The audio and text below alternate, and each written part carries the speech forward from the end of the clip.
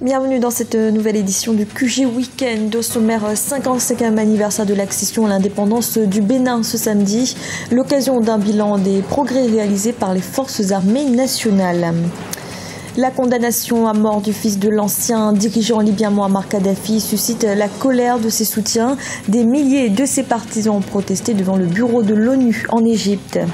Et rencontre dans ce journal avec Moustapha Ndiaye. Ce Sénégalais vient de mettre au point un appareil de billetterie électronique en passe de révolutionner l'exploitation du réseau de minibus de Dakar.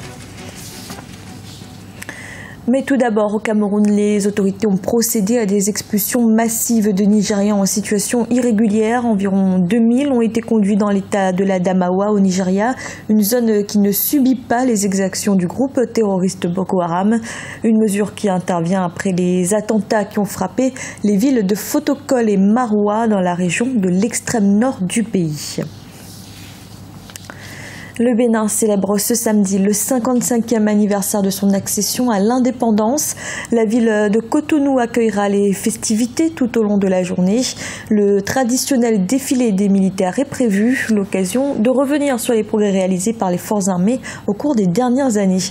Un reportage de notre correspondant Lefty Ouno. Les forces armées béninoises sont composées de l'armée de terre, de la marine nationale, de l'armée de l'air, de la gendarmerie, la police et de la douane. Depuis la conférence nationale des forces vives de la nation de février 1990, ayant abouti à l'instauration d'un régime démocratique, les forces armées béninoises ont pris l'engagement de s'occuper désormais de la défense de l'intégrité territoriale, mais aussi de la sécurité des personnes et de leurs biens.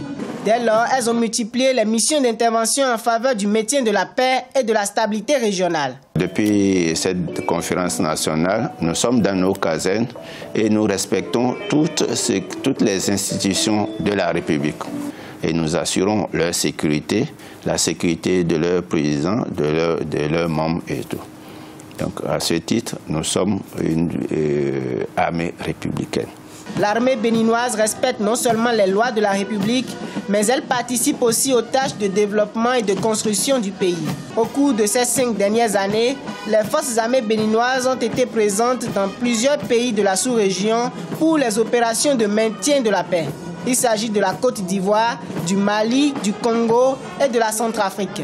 Le Bénin se prépare en outre dans les prochaines semaines à déployer un contingent dans le cadre de la force multinationale chargée de lutter contre Boko Haram, devenu l'État islamique en Afrique de l'Ouest. Sur le plan mondial, au niveau des Nations Unies, le Bénin est très bien positionné en matière de contribution de troupes. Notre pays, avec sa population et le nombre de militaires qu'on envoie, on est parmi les 5 premiers sur le plan mondial. Donc notre pays est un tout petit pays, mais il contribue énormément au maintien de la paix à travers le monde, au-delà même de la sous-région. Rappelons que cette armée est honorée le 1er août de chaque année à travers le défilé militaire qu'elle offre à la nation. En Tunisie, l'état d'urgence sera reconduit à partir du 3 août prochain sur l'ensemble du territoire. Le président Béji Caïd Essebsi l'avait proclamé le 4 juillet dernier pour une durée de 30 jours. La décision faisait suite à l'attaque terroriste de Sousse qui avait fait 38 victimes. L'état d'urgence accorde notamment des pouvoirs d'exception à la police et à l'armée.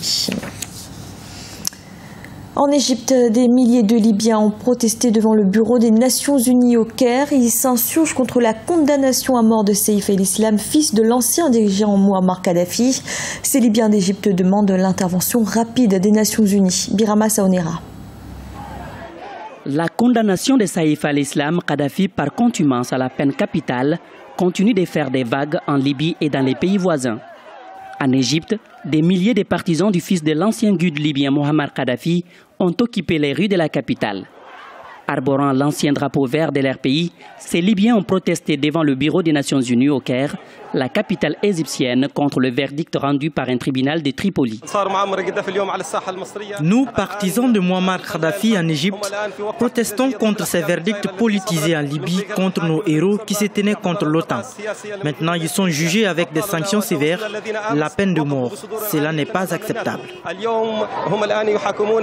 Beaucoup d'observateurs estiment que ce rassemblement est la plus grande manifestation tenue par les partisans de Kadhafi au Caire depuis le début de la crise en 2011. Pour certains manifestants, cette condamnation de Saïf al-Islam pourrait remettre en cause l'accord paraphé au Maroc le 11 juillet 2015.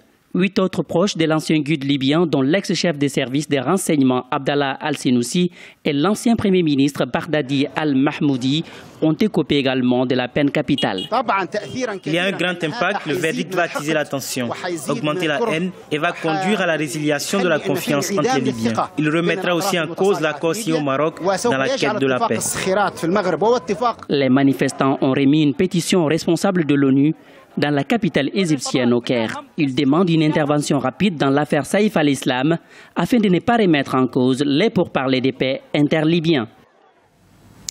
Au Nigeria, la fraude électronique au guichet automatique bancaire est devenue une pratique courante alors que les modes de paiement électronique deviennent de plus en plus populaires dans le pays. Les usagers souhaitent que les autorités trouvent des solutions afin de sécuriser les transactions. Idolette Mirabel-Bissou. Le taux de fraude électronique au guichet automatique bancaire, d'escroqueries par courriel et des vols d'identité sont en hausse au Nigeria. Un nombre important de distributeurs automatiques de billets situés dans certaines zones de Lagos ont été attaqués par des pirates et fraudeurs électroniques au cours de ces dernières années. Dans un contexte où de plus en plus de citoyens règlent leurs factures en ligne, la sécurité des données électroniques est devenue une préoccupation. J'étais à la maison avec ma carte automatique lorsque j'ai reçu une notification de retrait d'espèces à partir de ma carte, ce qui n'était pas le cas. Le lendemain, je me suis précipité à la banque pour déposer une plainte et on m'a fait savoir que quelqu'un avait utilisé des données sur ma carte automatique ou quelque chose du genre pour faire des achats en ligne. Selon les systèmes de règlement interbancaire du Nigeria, pour l'année 2014, on évalue à 159 milliards de naira, soit 800 millions de dollars américains, les pertes enregistrées par les banques du pays à cause de la fraude électronique. Il semblerait que les fraudeurs, en particulier ceux de la plateforme électronique, soient organisés en un réseau mondial. Ils opèrent partout et ils ont une organisation très forte. Donc pour arriver à combattre la menace de ces fraudeurs, nous devons également agir à l'échelle internationale. Et c'est pourquoi notre banque centrale coopère avec d'autres organisations à travers les organismes d'application de la loi au Nigeria. Pour enrayer les pertes bancaires et redorer son image à l'échelle internationale, le Nigeria veut aborder la question de la fraude électronique avec la prise de nouvelles mesures de sécurité. Parmi les stratégies mises en place pour lutter contre le problème figure la suspension de cartes automatiques qui utilisent la technologie de la banque magnétique qui serait plus facile à cloner. Ainsi, la sécurité bancaire a mis à la disposition des utilisateurs de nouvelles cartes à puce avec code PIN. Ces dernières sont conformes au nouveau protocole sécuritaire. Avec ces nouvelles cartes, les informations des clients sont cryptées et deviennent alors plus difficiles à obtenir illégalement par les fraudeurs. Au Sénégal, un appareil est en train de révolutionner le système d'exploitation des minibus à Dakar. Il s'agit d'une billetterie électronique. Plus de 200 véhicules en sont déjà équipés. À l'origine de cette innovation, Moustapha Ndiaye, qui a pu rencontrer notre correspondant El Adjaye. Moustapha Ndiaye, autodidacte, a mis en place la billetterie électronique spécifique au transport en commun au Sénégal. Le travail du jeune permet l'impression des tickets de bus avec une précision sur le début et la fin des sections tout en améliorant les recettes des compagnies de transport en commun. Le propriétaire du bus a non seulement la possibilité de localiser son véhicule à travers son téléphone portable ou son ordinateur, mais il peut aussi vérifier le nombre de tickets vendus. Plus de 200 minibus dénommés Tata sont équipés de cet appareil. Cet appareil est composé d'un smartphone et d'une imprimante. L'appareil fonctionne à partir de l'énergie thermique. Ce système est connecté à une base de données d'une imprimante. C'est elle qui fournit les informations en temps réel et les heures de prise et de fin de service des receveurs, l'itinéraire et le nombre de tickets vendus. Chaque receveur a son code qu'il saisit dès sa prise de service. Par la suite, il choisit une ligne exploitée par le réseau et télécharge les tickets. Doté d'un système de géolocalisation, le dispositif imprime des tickets qui donnent de façon précise la délimitation des zones, l'itinéraire, le numéro du bus, le nom du receveur, du chauffeur et la date. 300 autres propriétaires de bus Tata veulent disposer de ce genre d'outils. Mais le jeune inventeur n'a pas les moyens d'acquérir suffisamment de terminaux pour apporter sa contribution à la modernisation du système de transport au Sénégal. Ce système de Transpay vise à faciliter non seulement le comptage, mais aussi à lutter contre la fraude.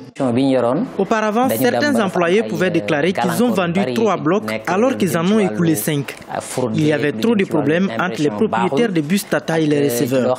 Il y avait un manque de confiance. Ainsi, le ticket électronique lève les équivoques sur le début ou la fin des sections.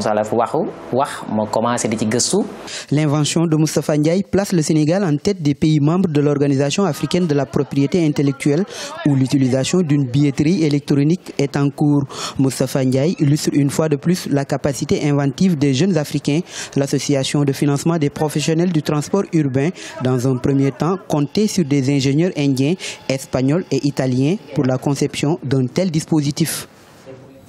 C'était le journal de la rédaction. Merci de l'avoir suivi. Retrouvez dans un instant une nouvelle édition de l'information.